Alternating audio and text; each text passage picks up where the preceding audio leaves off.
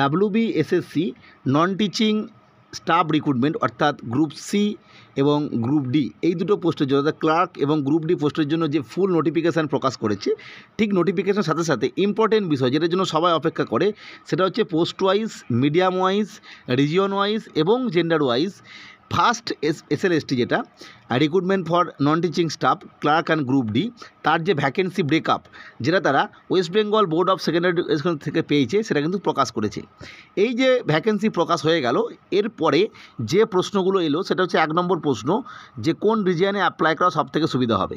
2 নম্বর বিষয়, অনেকে ভাবছো যে সবথেকে যেখানে বেশি ভ্যাকেন্সি আছে সেখানে অ্যাপ্লাই করা সুবিধা হবে, সেক্ষেত্রে কী কী সমস্যা আছে, অর্থাৎ কী কী সমস্যা কথা মাথায় রেখে তবেই অ্যাপ্লাই করা দরকার।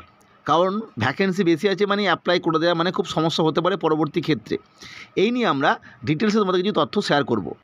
আমরা যদি প্রথমেই ভ্যাকেন্সিটা জাস্ট দেখে নিই ক্লার্ক এবং গ্রুপ ডির ক্ষেত্রে, আমরা অবশ্যই বেঙ্গলি মিডিয়াম ধরে আলোচনা করব। ক্লার্কের ক্ষেত্রে বেঙ্গলি মিডিয়ামে আমরা দেখতে পাচ্ছি মেল ফিমেলের টোটাল সিট 2406, ফিমেলের 483।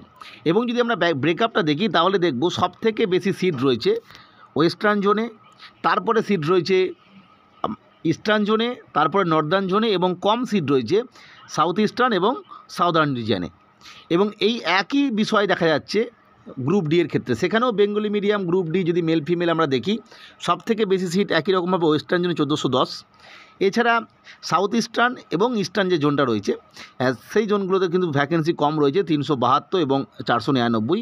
বাকিগুলোর ক্ষেত্রে যেটা সবথেকে ভ্যাকেন্সি বেশি রয়েছে সেটা হচ্ছে ওয়েস্টার্ন জোন এবং তারপরেই রয়েছে নর্দার্ন জোন, তারপর হচ্ছে ইস্টার্ন জোন। অর্থাৎ মধ্যবর্তী যে জেলাগুলো রয়েছে বা নিচের দিকে জেলাগুলো রয়েছে সেখানে একটু কম ভ্যাকেন্সি রয়েছে।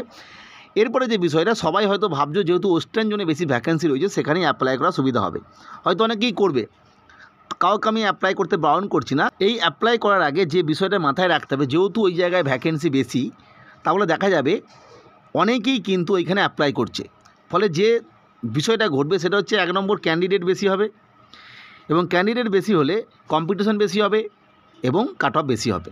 এটা কিন্তু মাথায় রাখবে। এই রিস্ক ফ্যাক্টরটা যদি তোমরা নিতে পারো যে না কোনো অসুবিধা নেই তাহলে তোমরা অ্যাপ্লাই করতে পারো।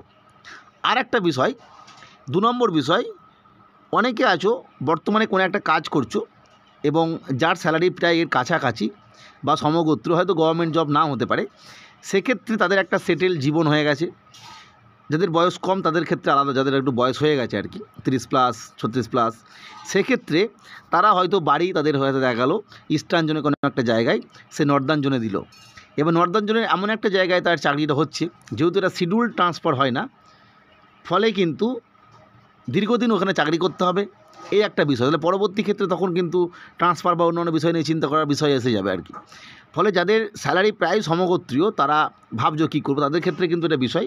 যারা একেবারে ফ্রেশ এবং যাদের ক্ষেত্রে চাকরি নিতান্তই দরকার, যেখানেই হোক চাকরি করবেন, আলাদা ব্যাপার। কিন্তু এটা দেখা যায় চাকরি পাওয়ার আগে মানুষের মনোভাব একরকম থাকে, মানে আফটার যখন কোনো একটা জবে জয়েন করে তখন কিন্তু তারা সেই দেখবে বিভিন্ন ধরনের কেস হয় আর কি, ট্রান্সফার নিয়ে বা অন্য বিষয় নিয়ে আর কি।